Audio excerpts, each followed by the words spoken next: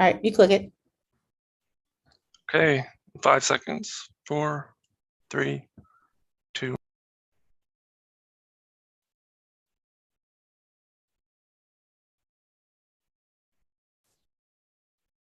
Thank you to everyone who has joined us this evening.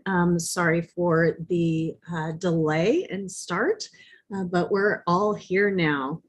I am Monica Hopkins, Executive Director of the District ACLU of the District of Columbia, and we are hosting tonight's forum with an outstanding group of 2 of our at-large candidates this evening. And hosted by an outstanding group of 7 local social and economic justice organizations.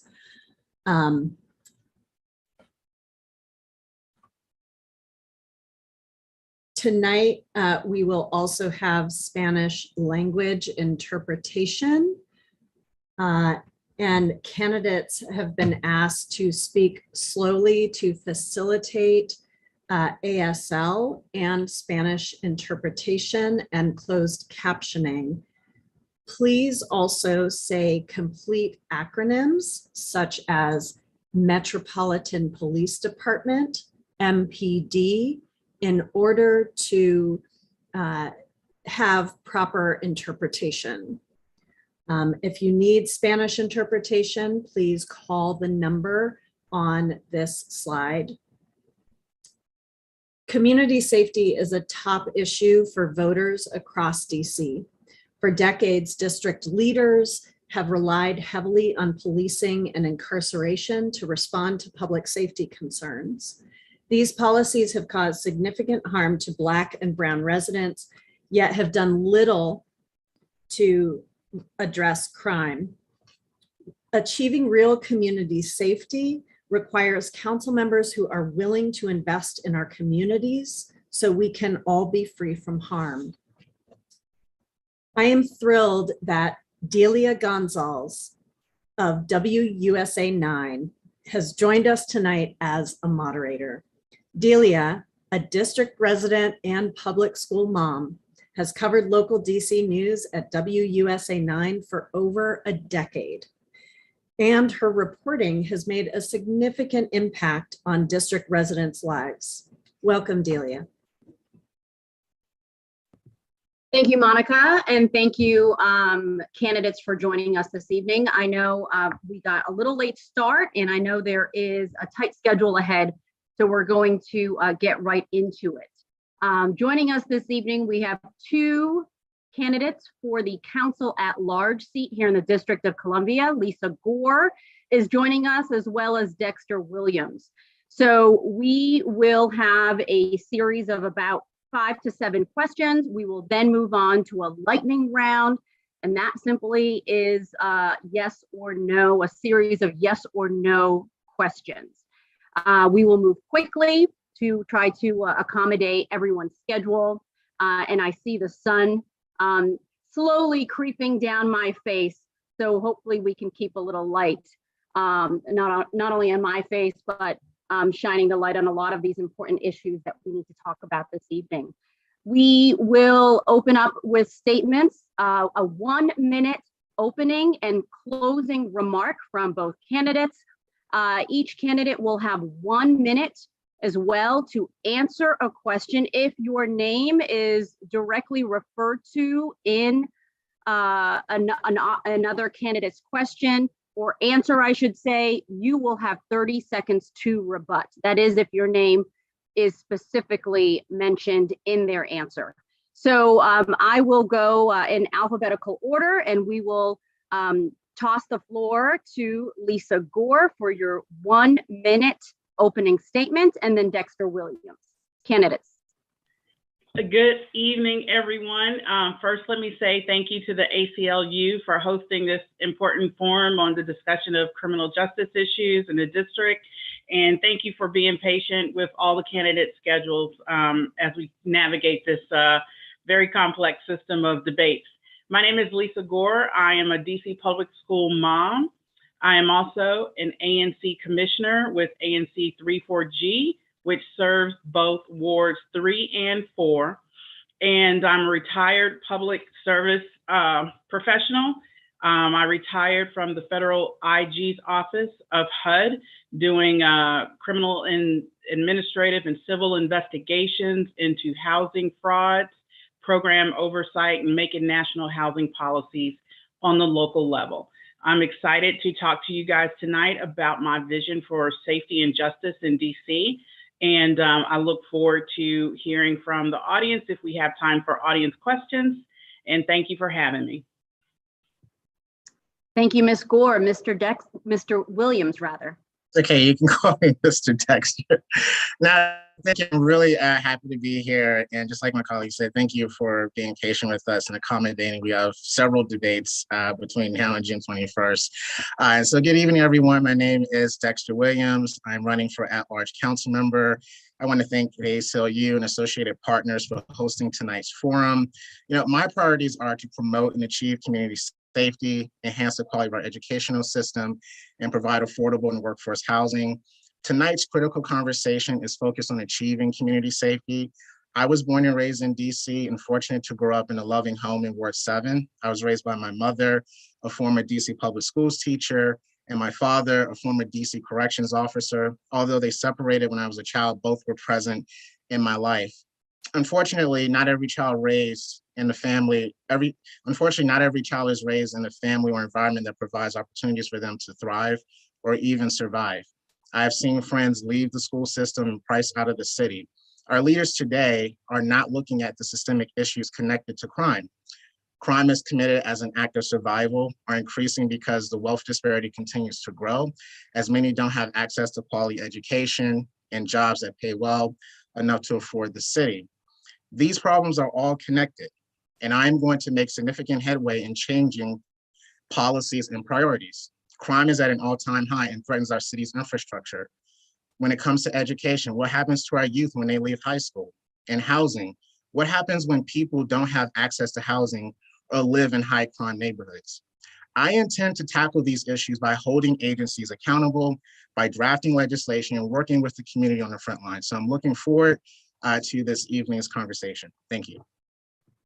Thank you, Mr. Williams. So again, we'll get right into the questions. We have about 7 questions, and I am aware of the time constraints. So we may be flexible with the questions in the order that we have laid out. Very first question, and a very important one. How do you define community safety? And we will again go in alphabetical order with Lisa Gore answering first. How do you define community safety? 1 minute. Community safety to me encompasses a lot of things. So it's not only our physical environment, it's our social environment, it's the entire ecosystem that we lived in. It's how we are able to conduct getting to and from work safely, getting to and from school safety. So we have safe passage legislation for our kids, but it's also that lived environment in terms of how you feel safe within your community in terms of, you know, incidents that are occurring in and around your community. But community safety encompasses all of those things. And in order to address it, we have to look at the entire ecosystem within the community. So our educational system, do we have good housing? Do we have employment opportunities? Are we able to basically thrive within our community? So that's how I view the ecosystem of community safety and how I define it. Thank you. Mr. Williams, same question. How do you define community safety? Thank you. Yeah, I define community safety as, it's self-explanatory. All of us working together, all of us coming together, making sure that everyone has the resources and supports when it comes to education and employment so that we can thrive and survive as a community. As I mentioned earlier in my statement, housing, education, and crime, they're all interconnected. And I think that we're failing in a lot of these areas. Another important aspect of community safety that I think we have not been talking about is the relationship between the Metropolitan Police Department and certain communities in our city. Let's just face it, communities east of the river are policed differently than communities west of the river. And communities east of the river have a really bad relationship and distrust among the Metropolitan Police Department. And so one of the things that I want to do is actually work with the police force so that we can improve those relationships. There's no reason why there should be tension between both the police and the community, but they exist. There's a lot of distrust. And I think that we have to put an intentional effort behind making sure that there's trust for the people who are supposed to be protecting us. Thank you, Mr. Williams. And speaking about, community policing and the relationship between the two, in the wake of George Floyd's murder in the spring of 2021, the DC Police Reform Commission released extensive recommendations to guide the district in reimagining police safety in DC. Which of these recommendations, there were 90, would you identify as your top priorities, and what will you do to implement them? Ms. Gore, 1 minute. Wow, that's a doozy of a question, because you're right. And I have read that Police Reform Commission report several times, and there are great recommendations that came out of there. As a current ANC commissioner in both Wards 3 and Wards 4, we actually looked at one of the recommendations, and we're working to address that in the task force on racism that I founded right after the George Floyd incident. And that was around transparent police data stop information. But I would say that the most important thing that I would look to work on as an incoming council member is the budget request, and basically ensuring that MPD, Metropolitan Police Department's budget, is aligned with the recommendations of the Police Reform Committee. So they were pretty specific in getting that budget and a timeline established for making sure that it was more restorative, that things that should be taken out of their purview and placed in other agencies be done so. So that would be the first thing that I would tackle. That would have the greatest impact. Thank you, Ms. Gore. Mr. Williams, same question. Thank you.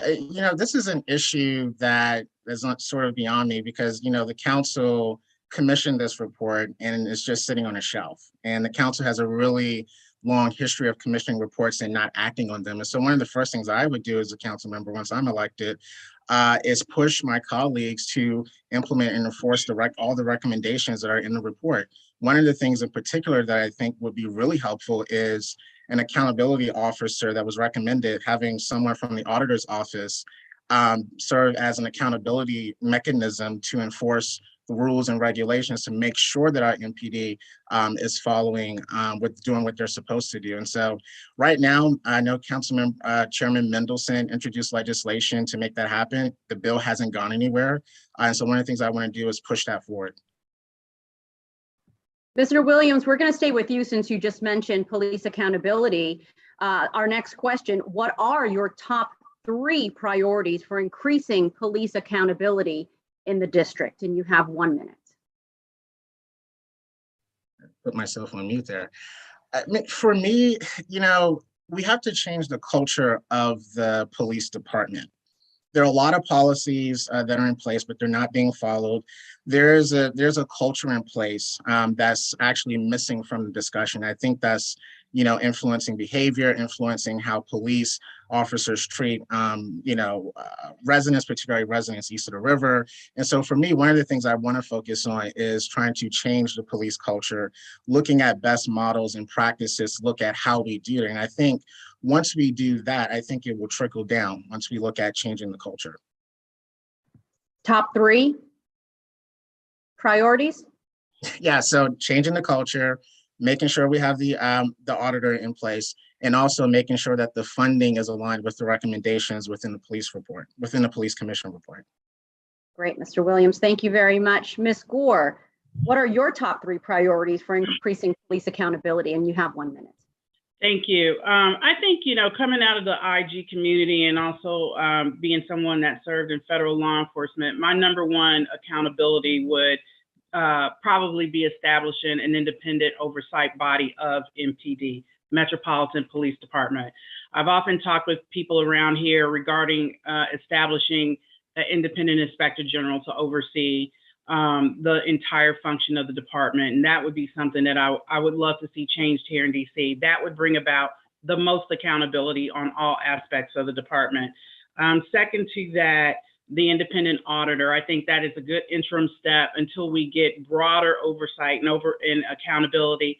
Third thing that I would love to see is that data. And I know the Metropolitan Police Department has been doing better, I guess, in some of the data collection. It was pulling teeth, and I know the ACLU was heavily involved in getting them to be transparent about their data, but that is also something that is critically important to understanding their entire operations. Thank you, Ms. Gore, and we will stay with you. The next question is on conditions at the DC jail. The poor health and safety conditions at the jail, we all know, have been well documented. Tragically, this past weekend, we lost 2 of our neighbors. There were 2 deaths reported at the jail. So how do you view the council's role in responding to such a crisis, and what steps will you take as a council member to improve conditions over at the jail? Ms. Gore. Yep, you're exactly correct. And these conditions have been documented going back to, 2015 and before 2015, and most recently the IG report and the letter from the U.S. Marshal Service. I think one of the things that as a council member I could do is try to get that budget funded to actually speed up the development of the jail. I believe the mayor put some funding in there for a study, not this fiscal year, I believe it's 23, but the actual capital funds have not been committed to this budget, or I believe the 24 budget. I don't want to misspeak, but I believe it was 25 or maybe 26 FY fiscal year. So I think the first thing that the council should immediately do, those conditions are deplorable. And when we want citizens to come out reformed, we want to help them in that process. We have to get that jail rebuilt and get the annex rebuilt. And the quickest way to do that is to allocate that funding much sooner than what we're doing right now. Thank you, Ms. Gore. Mr. Williams, same question. What would you do to respond to the crisis at the jail, and what would you do to improve conditions there? No, thank you. And this is an issue that has existed for years, even when my father was a corrections officer at DOC. This is, I mean, the conditions, they're inhumane, they're deplorable, and it is completely unacceptable that we've allowed this to continue. When I worked at the council, I covered returning citizen issues for Councilmember Robert White. And during the height of the pandemic, as you all know, this issue was exacerbated. And we were just beyond ourselves as to how the city and the administration was handling it. And so I think my colleague is right. We do need to force the rebuilding of the facility, but also we need to have more council hearings on this issue. We need to be doing surprise visits to DOC, just like Councilmember Treon White did. We have to hold them accountable in any way that we can and make sure that our incarcerated residents are being treated fairly, because right now they are not. And, again, this goes into the culture of our agencies. And so one of the things that I want to do is make sure that we have enough hearings, make sure that we are even working with our federal partners. I mean, it took the federal system to come in and do a surprise inspection. And then that's when things started to change. And so that's something that I'm very supportive of. But generally, in terms of the council, it's really oversight hearing and also working through the budget process and make sure that we have a new and improved facility, and also working to change the culture within the system. Thank you, Mr. Williams. Next question in regards to police reform, the commission there.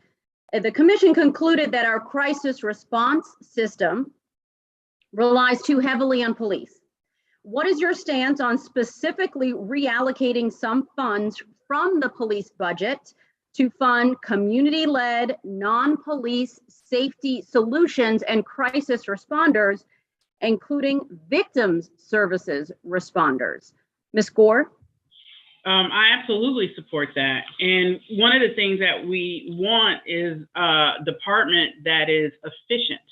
And, having any agency pulled in so many directions is going to be inefficiently. But we definitely want the Metropolitan Police Department out of any operation that doesn't necessarily warrant a police response. And these mental health crisis responses should be directed to the Department of Behavioral Health or other community-based organizations that could deal with them in a more humane manner. We don't want to create other pipelines or like we have now where people are going from mental health to prison. We want to keep people that are nonviolent offenders out of the criminal justice system. Once you get into that system, it's very tough to get out. And then we know once you're in that criminal justice system, the services aren't always there.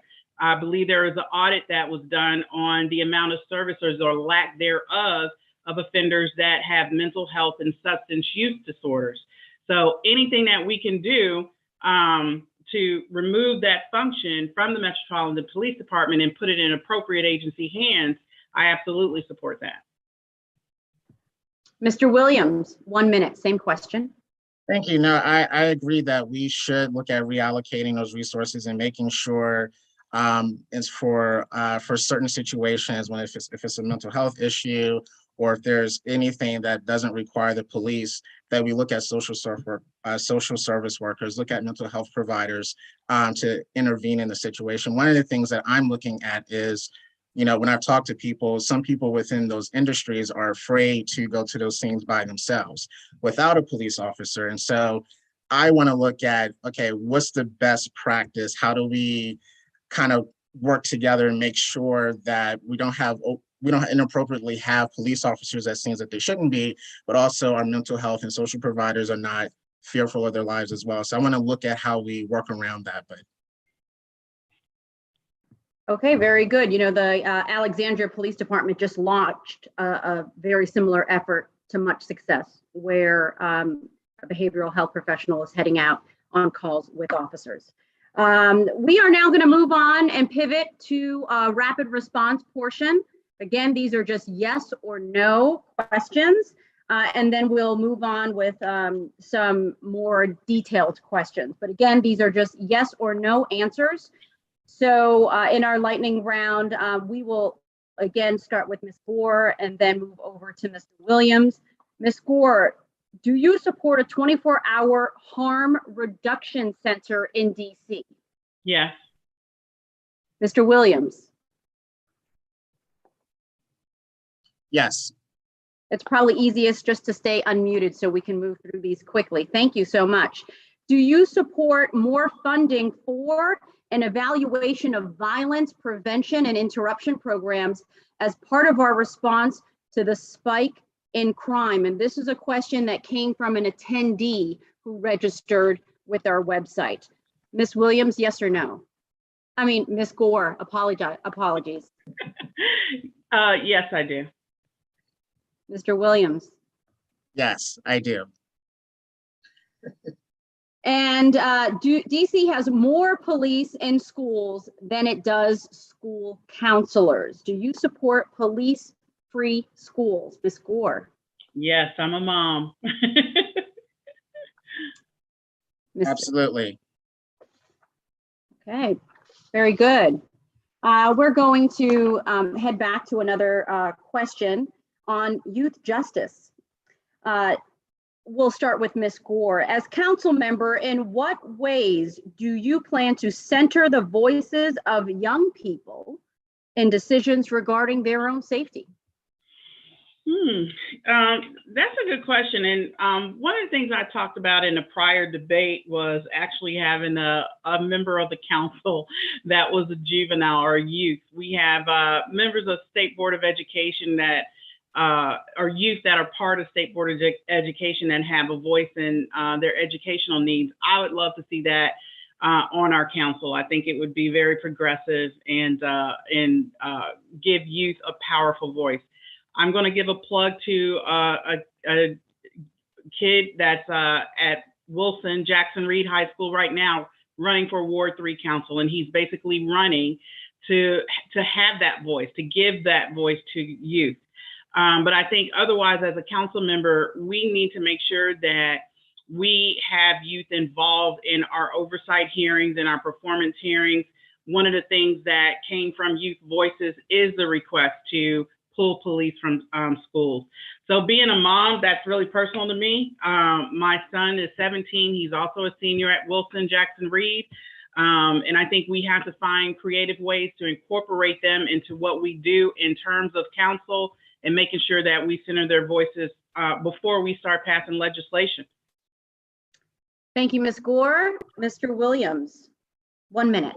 Thank you. Yeah, I don't think we're doing enough to make sure that our young folks are actually a part of the process. I think one of the first things that we need to do is reintroduce the bill to allow our young people to vote at the age of 16.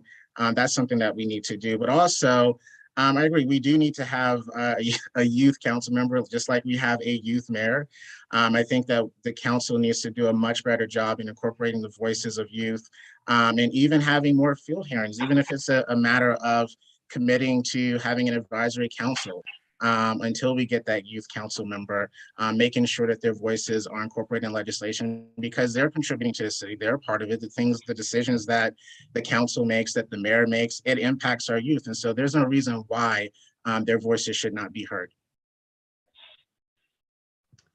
I want to circle back to the issue of deplorable conditions. I think the both of you had mentioned deplorable conditions, specifically talking about the DC jail. But we know many of our own neighbors living in public housing are living in deplorable conditions.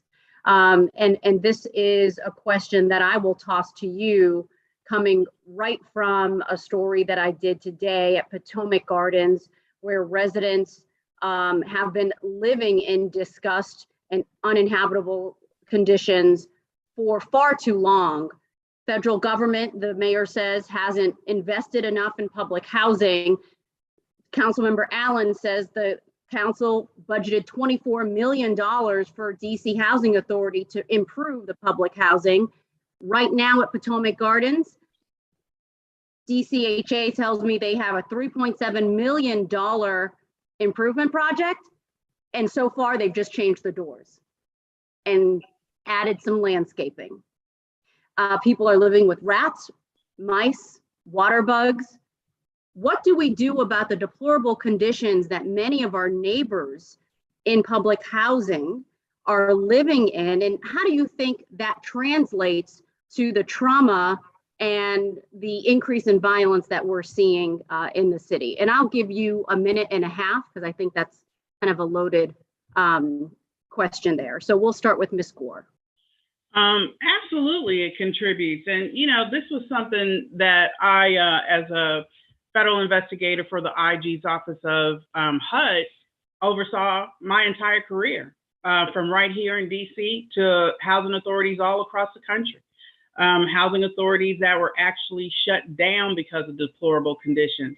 So, I do understand that, and I know very well, as being someone that has overseen HUD, that housing authority is absolutely federal purview and predominantly federal funded, but it's a local mission, and it's up to the local government to administer those funds appropriately.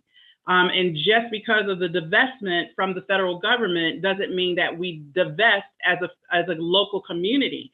We have a responsibility as a local community to ensure just what that HUD mission says: decent, safe, affordable housing. And I saw your reporting, and I saw that when, one thing that they immediately fixed were the locks. They removed the locks. So we have to, and this is why, one of the main reasons why I'm running for council, because this is something I feel so strongly about and something that I have professional expertise in doing. We have got to hold the housing authority accountable. One performance, one budget oversight hearing is not nearly enough. When we are doing federal oversight on these housing authorities that have these type of deplorable conditions, we're in there all the time. And that's what I expect the council to do, whether I'm on the housing committee or not. But that I will be very influential in making sure that the council comes up with a decent oversight plan to make sure these conditions are improved. And part of this, Delia, is a business model that the city has undertaken with mixed use development, RAD, rental assistance demonstration, moving to work. So these are things that have been going on in DC Housing Authority for a long time, and we have had leadership on the council absent of overseeing or even having the knowledge, the federal knowledge of how to get this done. Ms. Williams, thank you. I did it again. Ms. Gore, thank you very much. Mr. Williams, your floor, minute and a half. Thank you. First, Delia, let me thank you for doing that investigative reporting, because if it were not for you and your team, those changes would have never happened.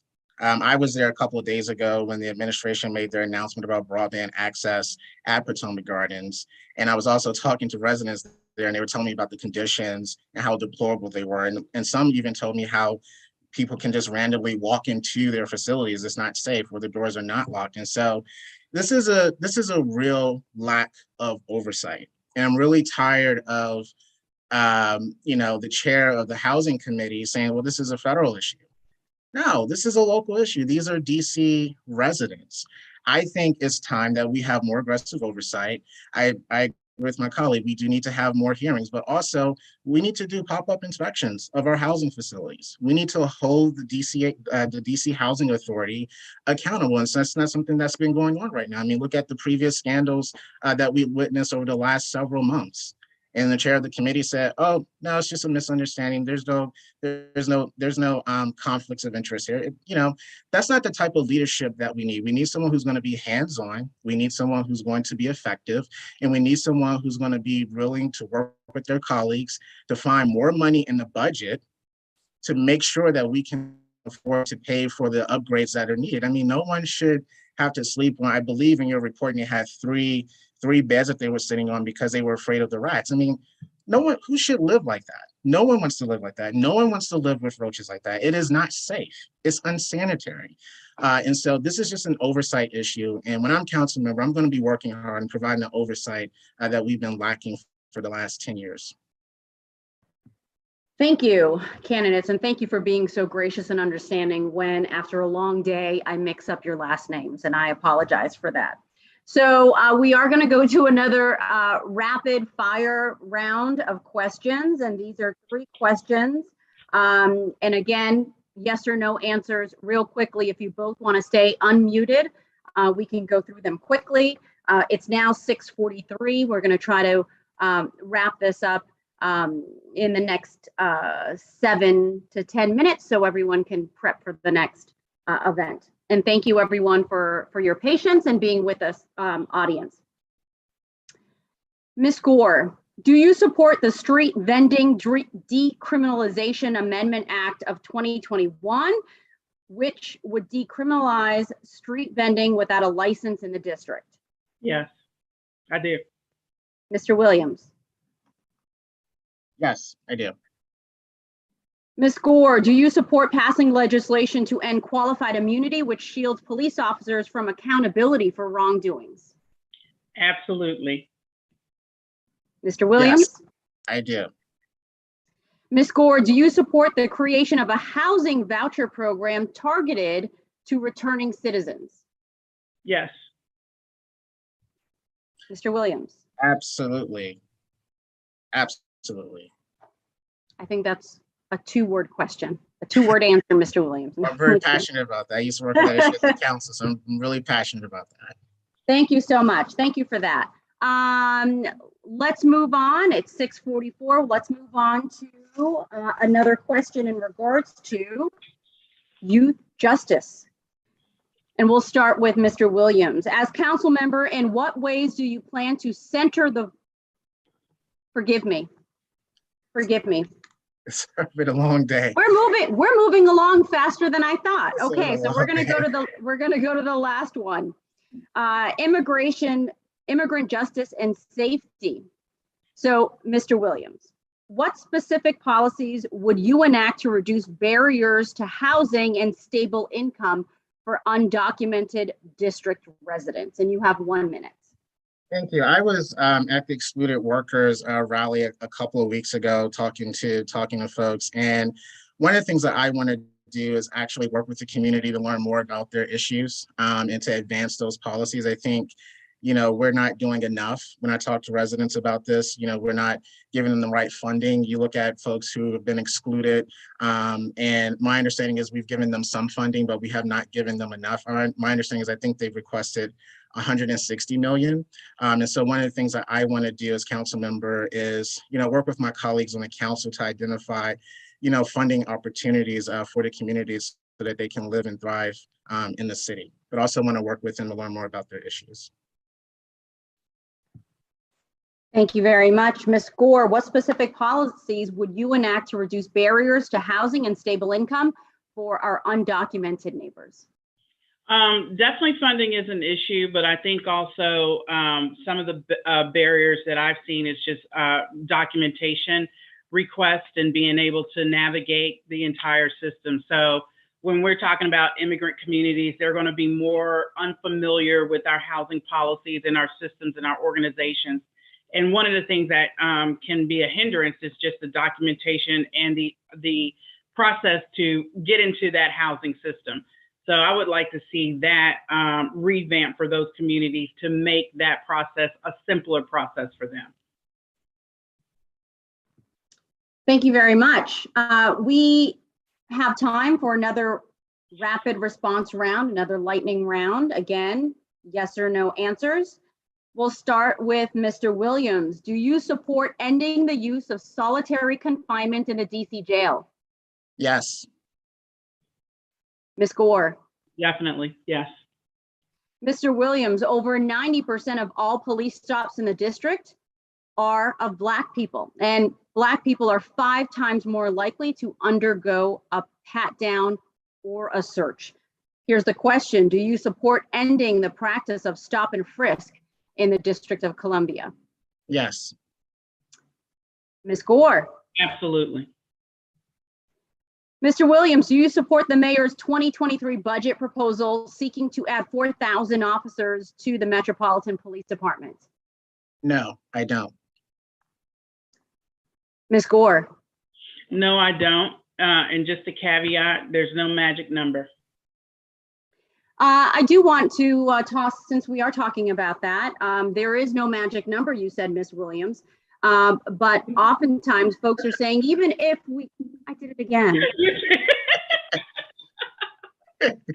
We forgive you. It's all right. Long day, very long day. I should have had a snack before I did this. That's my problem. I didn't have a snack. I needed some protein to keep my body working. Ms. Gore, I'm so sorry. I apologize. Okay. I never forget a face, though. Not a good name, but never forget a face. I actually remembered someone from Dunkin' Donuts today. That's, I'm going off the rails now, off schedule. But I do have a question, pivoting off of, dovetailing off of what you talked about in regards to increasing our police force. Even some folks say, even if we were to do that, it's going to take a long time to train officers, to get them on the ground. Summer is happening in just a couple of short months. And unfortunately, we know every summer, not only the temperature gets hot, but a lot of other neighborhoods get hot as well in regards to an increase in violence, which we've already seen. What would you do immediately, as soon as you're elected? What would you do to immediately implement some kind of reform to keep our streets safe and keep our young people safe? Well, I think we have, to be honest with you, I think we have a lot of great things in place. We have the Building Blocks program, which is, a program that looks at place-based and people-based incidents, which I think is very important coming from that community. I can tell you that's kind of how things are usually done. And then the Violence Interrupter program. I started my career here in DC in juvenile justice, and that is an absolutely essential, fundamental program to have people out there in the community that could work with people, kids, communities, victims, the gamut, to make sure that they have their pulse on what's going on and can interrupt these patterns of violence as soon as possible. Regarding, a police response, I truly believe that we need to make sure that Metropolitan Police Department is responding just to crimes that are violent crimes that we really need them to respond to. And to do that, we need to pull them out of some of the other services that they're doing. So we talked about police and schools. I want them to be as lean and as efficient as possible so that we have the best response that we could have from them. And that'll help out the communities a lot as well. Thank you, Ms. Gore. Mr. Williams, what would you implement immediately to make sure the streets are safe this summer? Thank you. There's been a lot of conversation about increasing the number of police. And I just want to say that's not the answer to our problem. It just gives us a false sense of security. And I think we need to look at the root causes of the issue. But immediately, I understand that the administration, I believe, has scaled back the building blocks program. That's something that actually will bring back online. Also, we do need to invest more in the programs that we already have and make sure that they are working well. I've called for many times in many forms of full-scale evaluation of our prevention and intervention programs, because right now we don't have a strong sense of how effective or ineffective they are. So we need to identify what those gaps are so that we can close them. That's what I would do as council member, but also expand the Buildings Walk program. I would not have scaled it back. Mr. Williams, thank you. Candidates, thank you so much. That ends our debate for this evening. I appreciate your time and your thorough answers and your graciousness with the mix-up of the last names. Now for 1 minute closing remarks. And again, we will start alphabetically with Ms. Gore. 1 minute for a closing remark. Well, thank you all. It's been a pleasure to be here with you tonight. And as someone that's lived in the District of Columbia for over 30 years, it's been a pleasure to not only live here, to work here, to serve my community as an ANC commissioner, and to serve this community and the entire community across the United States in the role of a federal investigator, looking at the #1 issue that we have right here in the district today, which is housing. I believe that my campaign is based on making a just DC, and that's basically making sure that people are treated fairly at the very root. And I believe that we can do that, but I do believe we have to have the right leadership in the council office to do so. So I come to you as a candidate that's a DC public school mom, ANC commissioner, and retired federal servant with years of experience managing programs and national housing programs all across the country. And I believe that's the type of leadership, independent, unbought, unvoiced, not tied to parties or teams, but someone that can come in and be independent for the people of the District of Columbia. And June 21st, you guys have an opportunity to elect someone that is exceptionally qualified for this position. And I'm asking for your trust and your vote and voting for me as your next at-large council member. Thank you. Thank you, Ms. Gore. Mr. Williams, your closing remark, 1 minute. Thank you, Delia. And I also want to thank the ACLU DC and associated partners again for hosting this debate. I'm a community member, like many of our audience members tonight, committed to fostering a safe and more equitable city, a community where every resident, no matter their zip code, can thrive. I'm committed to working with the community, organizations, and members alike to understand root causes and to collaborate, develop short and long-term solutions. We can build a safe community, and we can also make residents' lives better, lives up for success. I know we can do better for everyone, and I'm going to make sure that we do. And so again, I ask for your vote on June 21st and your support. You can go to my website at dexterfordc.com. That's the number 4, and join our movement to make this city a better place. Thank you. Thank you, candidates. I appreciate your time this evening. And with that, I will turn it over to Monica Hopkins. Thank you again to everyone who's joined us tonight. Thank you to Delia. Thank you to candidate Williams and candidate Gore for joining us tonight. They are 2 of the 4 at-large candidates who graciously made time, because I know you're zipping off to another debate tonight. So thank you for making your time, and thank you to our partners. Thank you to all of you, over 100 of you who have joined us tonight. Next Thursday on May 26th at 6 p.m. will be the Council Chair Candidate Forum, moderated by Jenny Gaithright of WAMU. If you have not registered for that event, please visit our website at acludc.org. The DC Board of Elections has already started mailing ballots for the June 21st primary, so please check your mailbox or update your voter registration at dcboe.org. Thanks again to all of the candidates and everyone in the audience for joining us. Have a wonderful night.